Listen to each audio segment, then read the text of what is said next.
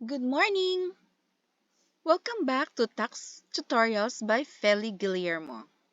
Ang aking tutorial video ngayon ay para sa isang taxpayer na wala na siyang operations. Actually, yung kanyang business ay nag-close na, pero hindi pa niya na-close sa BIR.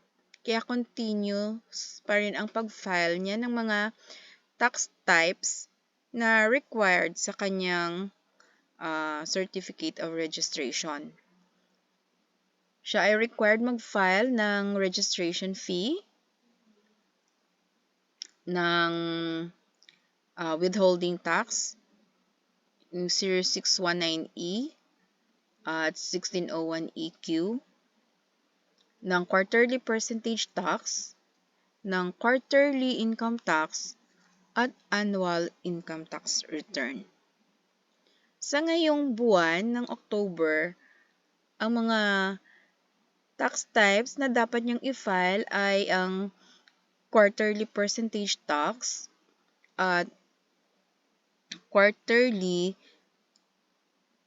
remittance of creditable income tax withheld at source or yung Form 1601EQ. At saka yung quarterly income tax na ang due date naman ay sa November 15 pa for self-employed individual. Pero pwede na nating i-file ngayon para isahang filing na lang. So, dahil no payment return naman ang mga ito, gagamit na lang tayo ng offline EBIR Forms Package 7.9.4. Sa mga bago pa lang, meron akong tutorial video ng paano mag-download at mag-install ng EBIR Forms.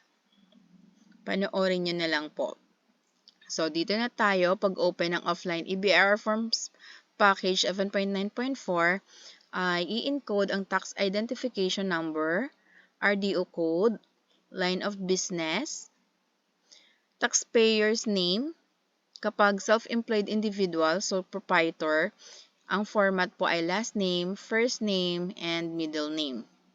Kapag naman ang taxpayer ay non-individual, yun pong registered name. Lahat po ng details dito ay makikita dapat sa Certificate of Registration. Kung anong taxpayer's name or registered name, yun dapat. Pati registered address, zip code.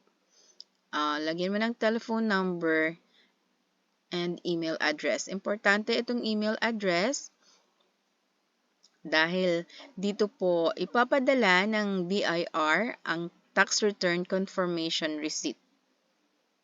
Okay. Dati ko na kasing taxpayer ito, kaya kapag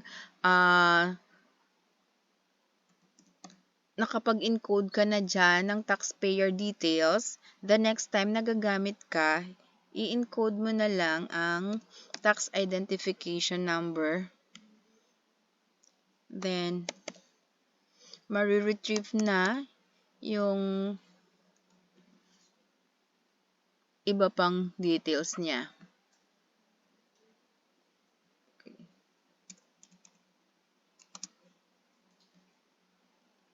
Okay. Ang i-file ko ngayon ay ang quarterly percentage tax. Form 2551Q V 2018. Ito po yung latest na form na ginagamit natin, yung BRR Form 2551Q version 2018 dahil sa Train Law na effective noong January 1, 2018. So, kung makikita nyo sa screen, nandito ang file ko noong first quarter at saka second quarter. Ang i-file natin ngayon ay for the third quarter, 2023. Okay. Ito na yung form natin, 2551Q, January 2018 na version. I-click itong calendar, December 2023, yan po yung ating calendar year. Ang fina-file natin ay for the third quarter. Amended return, no. 0. Then, dito, i-click natin ang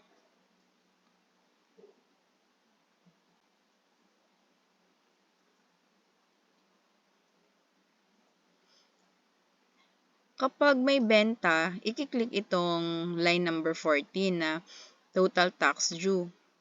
Yan. So, validate ko na. If you are filing for zero transaction, please select the applicable ATC in page 2, schedule 1. Okay. Kailangan pa rin nating maglagay ng ATC. Okay. Sa ngayon, ang ating tax rate ay 3% na. Bumalik na sa 3%. Noong July 1, 2020 hanggang June 30, 2023 ay ibinaba yan ng 1% dahil sa CREATE Law. So, ngayong July 1, 2023 ay ibinalik na siya ulit sa 3%. Okay. Click validate. Okay, validation successful. Click OK. Then save. Ready na tayo mag-submit. I-click itong submit final copy. Click submit. Okay. Then click OK.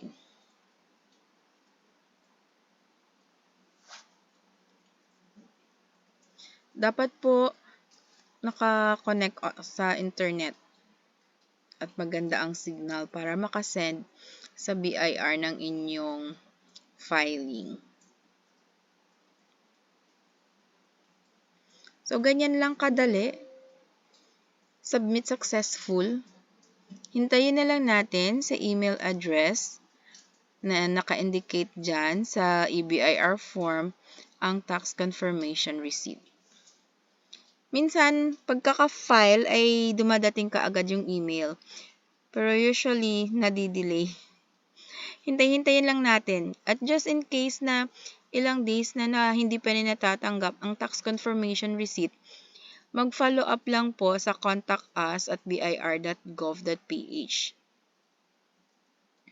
sa email nila. At magre-replyan sila at magbibigay sa iyo ng confirmation receipt. Okay? Okay. Then close. Para may copy ka ng form, i-print natin to.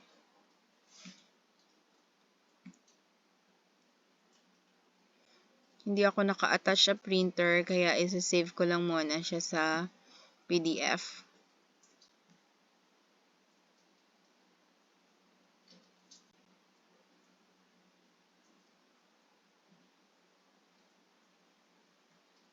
Okay.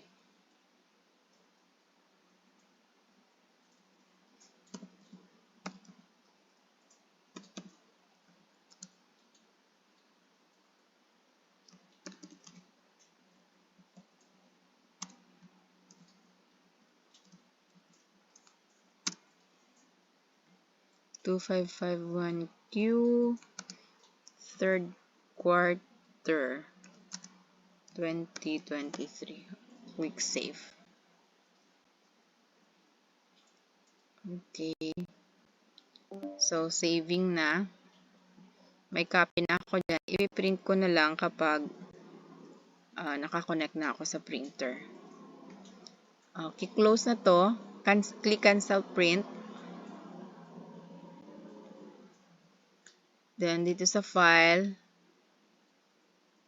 pinutin ang main screen. Pabalik tayo sa main screen.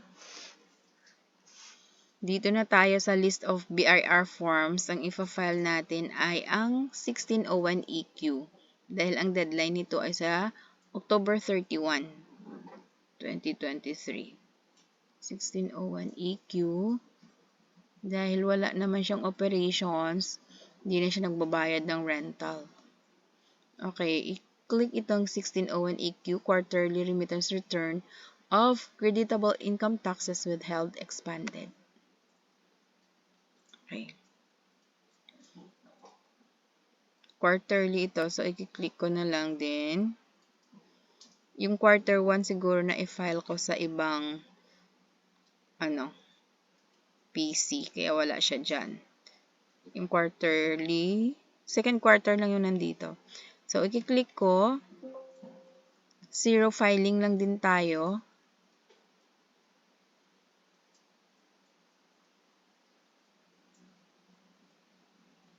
Okay. For the year 2023, for the third quarter, amended return, any taxes withheld? No. None. Then, dito sa category of withholding agent, private. Okay. Click na natin yung validate. Validation successful. Click OK. Then, submit na natin. Final copy. Click OK. Okay.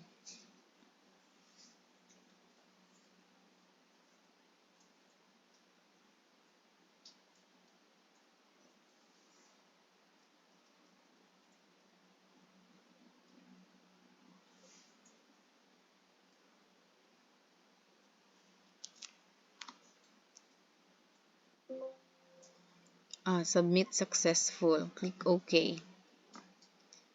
Click close.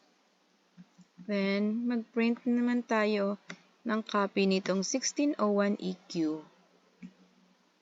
Click print. Sa PDF ulit.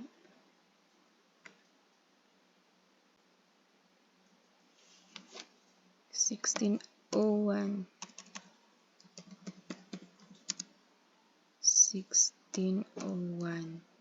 EQ third quarter 2023. Okay. Cancel print. Main screen ulit tayo.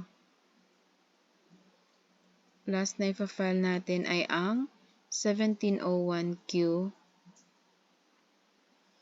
Ito, piliin natin ang 1701Q version 2018 quarterly income tax return for self-employed individuals, estates, and trusts. New form ito. Okay. Ayan, nakita nyo po yung first quarter at saka second quarter. Click lang yung fill up. Dahil wala naman nga siyang operations, wala siyang sales, wala siyang income. So, ang ginagamit lang namin dito ay graduated rates, OSD or optional standard deduction.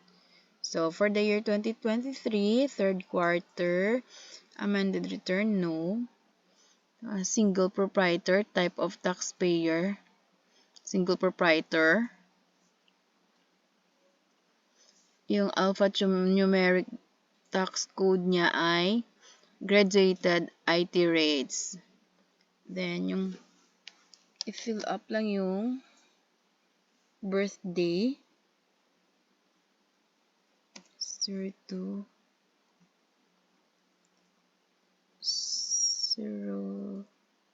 06 1983. Citizenship Filipino. Claiming foreign tax credits, no. Graduated IT rates. Method of deduction is optional standard deduction. Mapa-itemized man or optional standard deduction, pwede. Pero kasi nung may income pa siya, optional standard deduction yung gamit namin. Okay. Wala naman tayong sales, so hindi na ako mag-fill up ng second page. Pero kung may income, may sales dito sa schedule number 1, diyan tayo maglalagay. For now, wala po siyang sales. Okay. Validate natin. Validation successful. Click OK. Click Save. 1701Q version 2018-2023 quarter 3. Click OK.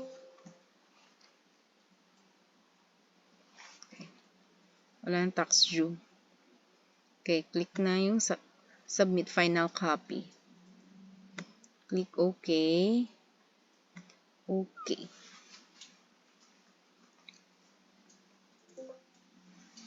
Oh, your return was not submitted online due to any of the following reasons. No internet connection daw. Slow internet connection or overly restrictive firewall. Mahina lang siguro ang connection. Try natin ulit. Retry lang. Submit final copy. Resending your tax return to EBIR forms online. Click OK and please wait. Okay. Kaya fina-file natin siya kahit wala siyang sales at income para hindi siya magkaroon ng open cases sa BIR kapag nag-case monitoring. Ganyan lang kadali. Submit successful. Click OK. Tapos na tayo mag-file ng 3 returns. Okay, print ko muna yung copy nito.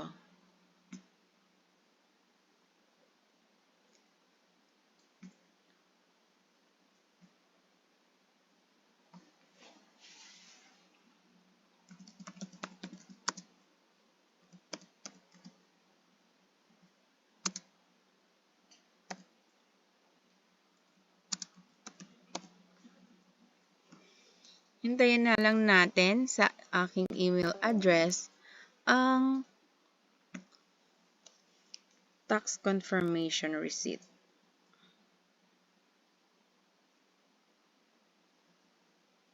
Okay.